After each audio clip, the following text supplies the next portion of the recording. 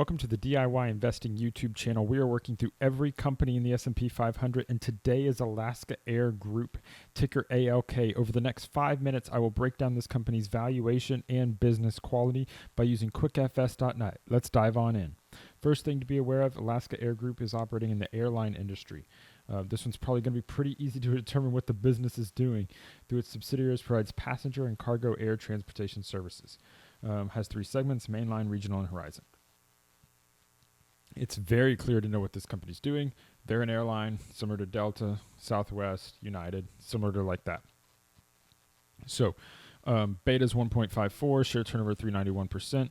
Not the greatest sign, probably suggests some volatility in the business, but we'll see. So let's look at the return on invested capital.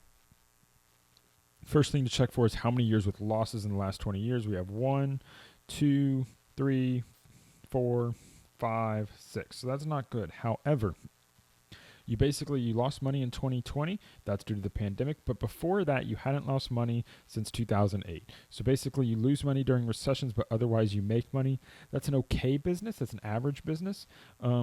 But let's see what else this says. So during the periods they're making money from 2009 to 2019, they earned returns on capital from 9%.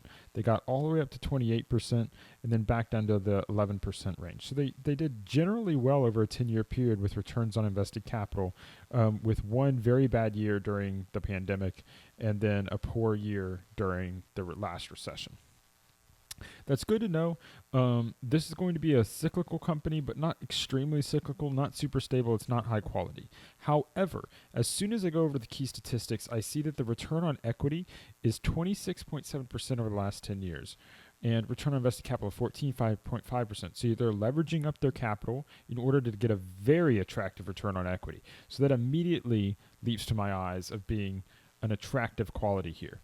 Price to book of 1.9, price to sales around 1, PE of 15. I like PE of 15. That's my target range where I want to start thinking about buying a company. So very attractive here. Now, what we need to know next is, what does our growth look like? PE of 15 is great, but I still need some growth. And a revenue growth of 3 to 6% is good enough for a PE of 15, because you're talking about like earnings yield of about 6 or 7.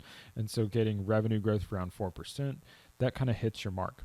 However, asset growth exceeding revenue growth is bad. You don't want assets growing at 10% a year, because it means that future returns on invested capital are going to go down, especially the fact that you see assets growing at 10% and EPS growing at 8%.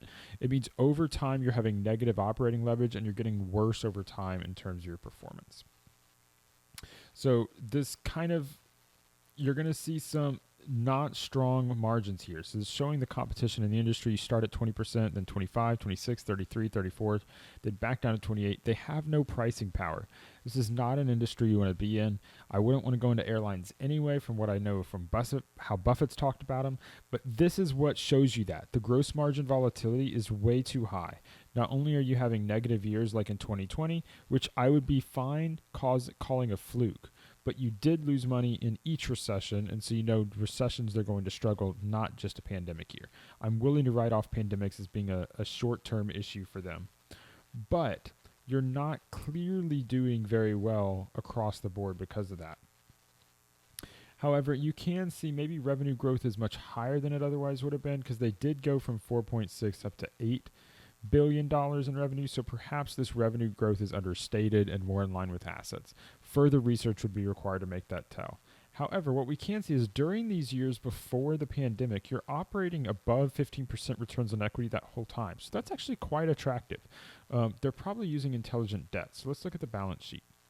So long-term debt begins at $1 billion, ends up at $2 billion. What's the overall size of this company?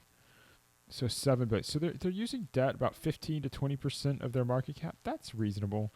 Their balance sheet, they got a big influx of cash from the government, it looks like, in 2020, or at least just from raising debt.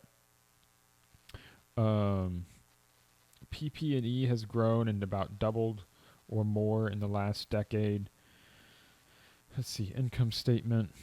So your operating profit's pretty flat, but again, it's hard to tell because it looked like it doubled until 2019 and then it crashed in 2020. So there's a lot of stuff that's hard to tell here. Doubled again, peaks in 2019. So if we just look at pre-pandemic peak earnings of $6 per share. So also you have shares outstanding going down over time. That's likely buybacks. That's a good sign. But let's value it based upon a pre-pandemic $6 per share. We go back $57. So you're at like a PE of 10.